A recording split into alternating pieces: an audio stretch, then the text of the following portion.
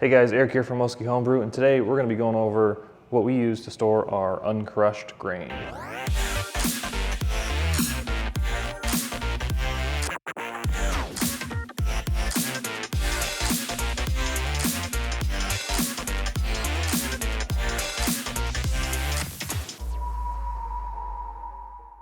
So maybe you've been doing all grain for a while, you've been buying the exact grains you need per the recipe. Sometimes you go to a homebrew shop or order online. They send you the grains or sell you the grains already crushed. Now what I'm gonna go over today is some of the things you need to move from buying just the grains you need to storing them on your own, and then also crushing them, weighing them out, and any other easy little tools that you might need along the way. So if you're looking to start storing your uncrushed grain, the first thing you're gonna need is a mill. There are a few different types of mills, but essentially there's a 2-roller and a 3-roller type mill. I currently just have a 2-roller mill. I got it on a deal for Black Friday, I think on Amazon, for about 80, 90 bucks. Basic 2-roller mill is gonna run you about 80 bucks. It won't come with this wood base, and then the wood base, tack on another 10, 15 bucks. So you're looking at about 100 bucks for a 2-roller mill. The brand of the mill that I have is Faraday. But if you look at the basic design, pretty close to being the same for 2-roller mills. Usually you've got a hopper on the top that you put together, and then you've got 2-roller mill, you've got an adjustment for how fine of a crush you want. I've just got it set at about the medium setting. So it's probably about a credit card thick. I think that's about what they say to crush. But you don't want your grain to be pulverized into a dust when you're milling it. It's really just to crack open that shell and expose what's inside. So once you've got your mill, another thing you might look into is a scale. You want to be able to measure out the grain, what you're going to use each day, because you're going to have it in 10-pound containers, 4-pound containers, 50-pound containers. And so you're just going to want to use exactly what your recipe calls for. And to do that, you just use a scale. I simply have a bucket that I use. I tear out the scale. It's a fairly inexpensive scale. Just bought it off Amazon, about $35. You can power it using a battery or a DC power supply. So those two options. I like it because I don't have a place I'm storing it specifically right now. So when I need it, I just pull it out. And since it's battery operated, I don't need to plug it in. I don't have to worry about dragging a cord along with me or anything. So works pretty well. No issues so far. The next thing we're gonna get into is the containers that we actually store our bulk grain in. I love the company Vittles Vaults. They make fantastic storage containers. I like the storage containers themselves because the lids have a rubber gasket on them, help keep the moisture out. You don't want moisture getting into your grains and staying in there for a long period of time. So making sure you properly store your grains is very important. In a container like this, I'm gonna say it probably lasts to about a year to a year and a half. It doesn't take me that long to get through a 55, 60-pound bag of 2-row. I'm usually at about 4 to 6 months of 55, 60-pound bag, just depending on how much you brew and how much 2-row you use per brew day. So the Vittles Vaults come in many different sizes. This is a 60-pound container here. This is a 10-pound container. It's like a little bucket.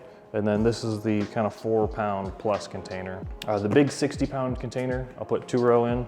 I buy 2-row by the bag. Currently I've been using raw 2-row, and it's about 55, 60 bucks a bag, which makes it roughly $1 per pound for 2-row. Compare that to what you pay buying by the pound from the homebrew shop and save some money there. Some of these specialty grains I'm not able to get in the bag. I just don't use enough of them, and the recipes I do change so much from one to another that I'll usually keep these on hand, but I don't buy them in bulk. Keeping them on hand allows me to brew whenever I want. Keeping grains on hand, keeping yeast on hand, and keeping hops on hand all allow me to brew whenever I want. So the 60-pound container goes for about $36. The 5-pound container goes for about $21. And then the 4-pound plus goes for about 13 or 14, I believe.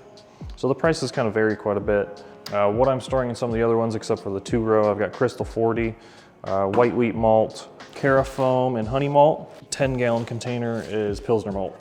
Kind of wanted to play around with some Pilsner. If I want to brew a full batch of Pilsner, I've got 10 pounds of it in this container. 10-pound containers hold about, I think on Amazon they actually say that they're 8-pound containers, but I'm able to put almost exactly 10 pounds in these. These say 4 pounds plus. You can usually fit about 3 to 4 pounds in these.